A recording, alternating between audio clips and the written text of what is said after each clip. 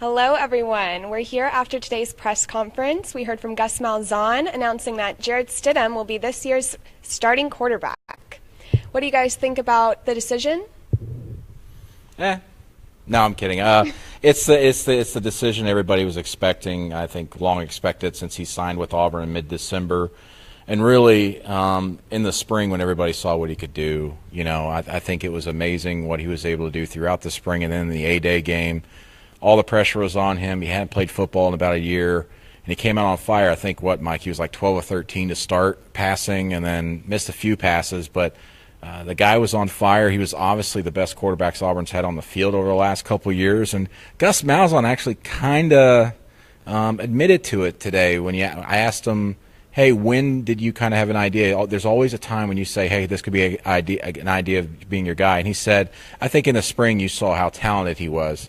But they wanted to give Shaun White the chance to compete for the starting job here in August. But it was pretty clear Jarrett Stidham was the front runner from the moment he got on campus. Yeah, and he opened the door for just what trying to lower expectations a little bit by saying he's inexperienced, because everybody's going to expect the world from him right off the bat. They got Clemson in week 2, and his thing was, well, if we start a little slow, remember, this guy hasn't played football in a very, very long time, over 600 days in a real game. So that was kind of interesting, but obviously, as expected, I thought it was interesting that he was definitive. Last year, he left the door open on the depth chart with the backups. This year, not the case. He said Shaun White's at number 2. There's no gray area. Didn't leave that open for interpretation, which I thought going a step further for Shaun White to, keep him engaged, keep him as part of this game plan. I thought that was kind of stood out just from today's press conference. Yeah, definitely. Yeah, I think if you look ahead going forward that obviously at the Auburn quarterback position, since Gus Malzahn's been here, they've had an injury of some sort with their starter every single year. It's either a small thing or a big thing. In Shaun White's case, over the last couple of years, he's always had to sit out multiple games. So Shaun White better be ready because Jarrett Stidham, more than likely, based on history, is probably going to get nicked up at some point, and they're going to need Shaun White to step up and contribute to a point where they might need him in an SEC game to win a big game down the stretch. And that's been a kind of a struggle for Shaun White in the past. He's a guy that when you get in the red zone, they haven't been able to score, and they've got to figure out a way to fix that. They found it in Jarrett Stidham, but they get in the injury situation, Shaun White's got to be ready. And by all cases and all accounts from what Gus Malzahn's saying, Shaun White has gotten better here in this summer and in the offseason and now here in preseason camp. They gave him a shot at the job. But most importantly for him, he's being a teammate about it, which is a good sign. He's being very, very supportive of Jarrett Stidham. He's done it on Twitter. And word has it, we're actually going to talk to Shaun White later this week. Shaun White's a stand-up dude. I think he's probably the most even-keeled quarterback I've seen at Auburn. He accepts blame. He accepts responsibility for things all the time. I remember after the Sugar Bowl, he broke his forearm, and instead of getting treated or whatever, he decided to sit out there and talk to the media instead of worrying about his broken arm. They end up having to get a plate in it. So I think more than anything for Shaun White, he's ready to step in when needed, and that's a good sign for Auburn. I think that's a story we're not talking about a lot today, but at some point this season we will be because I think he'll have to play at some point. Yeah, and I think when we heard from Stidham, he mentioned the same thing as well, that he had gone through a couple of injuries in the past with Baylor and that he was definitely preparing for that happening this season. Yeah, and Jarrett talked about that and kind of that what he went through, and he's everything's great for Jarrett Stidham right now, but he also acknowledged the fact that there's work to be left to be done, and this isn't it's his team in the sense that he's now the leader, but I mean he can't just kind of go it alone. Shaun White's going to be in that room. Malik Willis is going to be in that room. I think part of it too is kind of they need to still be a group that kind of works together, with what they want to do. And that was encouraging to hear. Kind of Jarrett kind of just talk about how that Shaun's still part of this team and part of the plan. So that did stand out as well. Yeah, I think with Jarrett, this is a guy that everybody's going to put all their hopes and dreams on. He's about to be the face of the program for the first time really in his life. And he wasn't the face of the program at Baylor. He was the backup. And now he's coming into the situation where he hasn't played in 2 years. And now he's going to be, you're one of the 2 guys on Mount Rushmore, so to speak, of football in the state this year. You're going to have the Alabama quarterback and the Auburn quarterback and then the coaches. Those are the guys that get noticed the most in this state. Forget the governor, forget the lieutenant governor, forget the attorney general, whoever. It's always the quarterbacks and the head coaches. And Jarrett Stidham certainly seemed poised. He was very careful with his words today, but he was engaging somehow while doing that. Maybe not for reporters, but fans will like him because he seems very upbeat. And he's not a guy that's going to hide behind the microphone and kind of, I don't want to talk, and just fade off in the background. Kind of like Nick Marshall did in the past and everything. He was a guy who just wanted to play and played very well, but he didn't want to talk to the media a lot. Jarrett Stidham, I think, is going to embrace that. Well, we'll see a little bit. You know, Sean, when you mentioned he's a stand-up guy, Sean stood in front of reporters when they let him in front after losses or after tough games. Stidham's not been put in that situation. Talks to the media after A-Day, talks to the media one other time. We'll see after that first test. If they lose that Clemson game, they let him talk. We'll see how he is then, because I don't think he's even been a quarterback where he's had to kind of face that kind of high-pressure situation. Baylor's a different world. That's not the SEC. So losing to Clemson, if they lost to week 2, what would he be like then? I think that'll be a kind of a see how he handles the pressure, because that's kind of a different kind of pressure when your back's up against the wall at a SEC school. And what kind of expectation do you think we can have from Stidham as far as game wins and how he's going to perform? Well, that's what everybody will be asking right now. I think that's the next question. There's some pieces to fall into place. I think we need to see what the offensive line is going to look like, see what the receivers are going to look like. It's kind of hard to say at this point. This team's kind of an incomplete. You got the one answer. Now everything kind of falls into place. I'm still interested to see, Gus Malzahn asked again about the receivers and didn't name a single one. But, I said there is a couple standing out, but we're not going to talk about the names. So I think we kind of need to see that before we kind of get an idea. I think this is a team capable of winning 10 games probably, but I think we need to see kind of this roster to filter out still to kind of make a final determination. And I know that's a cop-out, but Michael Cop-Out Nizilik. What am I supposed to say? Well, do either of you have any guesses as far as who his go-to receiver what might be? I'm going to say Nate Craig Myers as of right now, but even in the spring you saw he really liked throwing the ball to Will Hastings. I don't know if that was just by design, because things seemed pretty simplistic and he was just throwing to the guy that was coming out in the short flat or whatever. But I think it's going to end up being Nate Craig Myers, and I say that because I think he's going to be the receiver who stretches the field for them this season. And when they have the big play, that's how it's going to happen. They're going to throw the ball deep. They've done it several times in practices. In fact, Auburn released a video today, our first real look at Jarrett Stidham throwing the ball in a scrimmage-like situation or practice-like situation, and a lot of those throws were deep throws, and they're right on the money. They're going to try and stretch the field this season, and because of that, I think Nate Craig Myers fits that mold.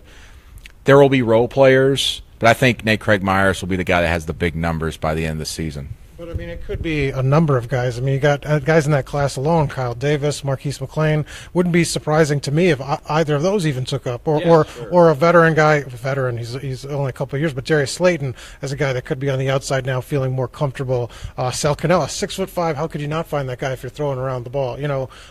That's why it's so wide open. I'd love to know where they're going to play these guys to have an idea of what this offense is going to look like. You tell me Will Hastings is kind of in that for top group. I'm going to be a little concerned just because he's not. When you get to a game against like LSU, those defensive backs, you need a more physical kind of group up front. And so it's kind of to be determined on the wide receivers. I think that's like the biggest question mark right now on this offense. Yeah, I agree with that, but I still think Nate Craig Myers will probably be the big play guy, and for that reason, he just seems to fit that mold a little bit better based off what we saw in the spring. He was hamstrung literally last season with the hamstring injury. Kyle Davis had some big games, but he kind of tapered off near the end of the year. So I think Nate Craig Myers could be a guy to be consistently doing things. Sal Cannella strikes me as a guy that can get a first down here or there, but is really going to be a threat in the red zone, which is what they've been missing. The reason why this red zone offense has been struggling, one, some turnovers, but two, is just they haven't had a big receiver or a tight end to really throw to consistently. And they're hoping Sal Cannella can be that guy, and I think that could change things, much like C.J. Uzomah did for them a couple of years ago, or a few years ago now. And I just Kerryon Johnson's the current career yards receiving leader on this team. Yeah. He can't be that at the end of the season, or that's probably spells trouble. Absolutely. With the Georgia Southern game coming up in just a few weeks, how do you think Stidham's going to perform after not being in a real game for almost 2 years now? I wouldn't be surprised if it comes out rusty. He even said today, he goes, I don't know how I'll be when I go out there. I might be nervous. I might be anxious. I don't know. But he says, for one thing, he will be excited. Now, Now, it might be just Georgia Southern, but you play football against anybody and it's a season opener and you're on national television and you're excited, you haven't played in 2 years, he might, when you get excited, you'll overthrow someone, underthrow someone, fire it too quickly, not get into your drops correctly. I could see him be rusty, but I think if they let him throw the ball, there are going to be some big plays in that game, and they're going to give Clemson some things to think about. I think they'll mix it up a little bit, but I don't think they're going to show not necessarily full off. I hate when people say show the full offense. I don't think they're going to show what they're going to do plan for Clemson, but they're going to give them some things to think about. They might run a trick play or two with them and build some confidence for Jarrett Stidham. I think they might even start out by trying to throw a deep ball, but then doing some dink and dunk passes and then handing the ball off and trying to give them an opportunity to go long a couple of times. It's going to be like a glorified scrimmage for Auburn. At least it should be. I said the same thing about Jacksonville State 2 years ago, and that bit me. But, in fact, I think my score prediction was, because it was a Jumbotron game. It was the first Jumbotron game. And I said Auburn, Jumbotron, and Jacksonville State like 3, and then end up going to overtime. But anyway, I think it's going to be one of those games where they can do whatever they want, and they're going to do things that give Jarrett Stidham confidence, kind of shake the rust off. What will help them is that this Georgia Southern team is going to run the ball, and that's not the strategy you want to beat Auburn's defense. So he'll probably be in some short yardage situations, a good field position that'll help out. Even if he's rusty for a couple of possessions, he's going to have really good field position in this game. And if he plays more than 2.5 quarters, I think it'd be sort of surprising for Georgia Southern, just if he doesn't have enough kind of offense to be able to kind of get out of the game before the third quarter's over. I think everybody would be a little surprised. So you do expect to see Shaun White on the field at some point for Southern? Yeah, I guess it will be him because, they said Malik Willis in the dream world, unless there's an injury, they'll be world, perfect dream world. Dream world. What is this, like same thing. The Matrix? Wouldn't the perfect world be your dream world? I don't know. Yeah, so it'll be Shaun White playing for a little bit, at least mop up duty on week 1. What do you think? Yeah, I would think so. I think they're going to keep Malik Willis on the bench as much as they can. Unless injuries start popping up for some reason, I think it's just going to be Jarrett Stidham, Shaun White, and maybe John Franklin III in Wildcat.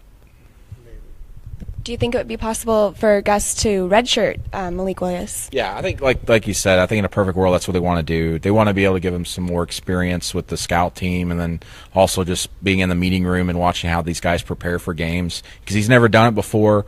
Even though he's been very, very successful in these scrimmages and these practices by all accounts, he still hasn't played a real game in college football. It's going to be, going from 100 miles an hour to 1,000 miles an hour for him. He will be a star before he leaves Auburn. That's my prediction. He's going to be a star for Auburn somehow, some way, whether it's a quarterback or some other position, but I think it will be quarterback. And a lot of it's going to depend on Jarrett Stidham. Does he have a great season this year and ends up going to the NFL draft? Who knows? If that happens, then this is probably Malik Willis' team next season. So, things can change in a quick and a hurry, one, because of injuries, but two, if the quarterback ahead of you has a great season, all of a sudden Jarrett Stidham and Shaun White are gone, and then you're the guy. Yeah, and Gus did leave wiggle room, just said if there's injuries, we could change our mind, but right now redshirting is the plan. So, absolutely. See if we can take some questions from our Facebook viewers.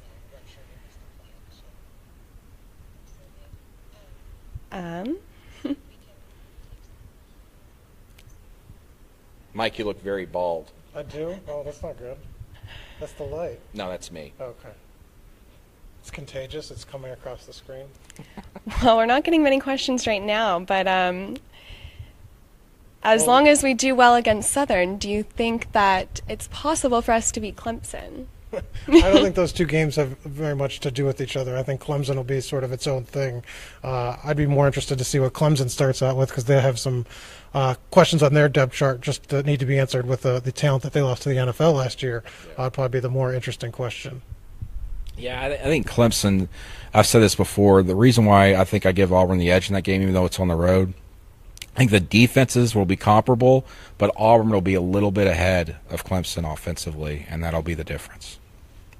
We've got some questions about defense. How do you think our defense is looking, and how do you think we're going to perform against Southern. Well, we talked to Kevin Steele tomorrow. I think we'll get a better idea of some of the kind of the questions left, defensive back, safety, depth issues. He'll kind of speak to that. This will be his first time speaking since it was the second day and they were only in shorts, and he doesn't like to say much about his players until they get in pads, until they have those scrimmages. So we'll find out some more about that, and we'll be doing this again tomorrow night, so stay tuned for that. But the defense, everything we've heard, they played well during those scrimmages, and I don't think that this defense is going to have a problem picking up where they left off last year. No. And I think that, as we were mentioning earlier, their run defense is going to be the strength of this team. By all accounts, I keep saying by all accounts. Now I'm getting in a rut. But their run defense has been really, really good in scrimmages. And the best news I think you could hear about the defense, bar none, is that they are containing the edge, which means nothing's getting outside the tackles for them on run plays, and they're limiting everything, even when it's going sideline to sideline. That's a great sign of a fast defense, two, a disciplined defense, and one that's going to be able to protect their safeties that might be, getting try to get picked on early in the season. I think we might have to. We are in some behind-the-scenes stuff. We are in the special room here on today, and I think players are going to be getting some massages in here tonight. So I think we have to cut short. Save your questions for tomorrow. Maybe we get to stick around. Maybe we'll get one. Brandon could chip in and get maybe some scoops, give us some massages. But tomorrow, save your questions till tomorrow. We'll be doing this again tomorrow. We'll have some more time. So, sound good? We'll see you guys tomorrow. That was very weird. You're not going to give a massage?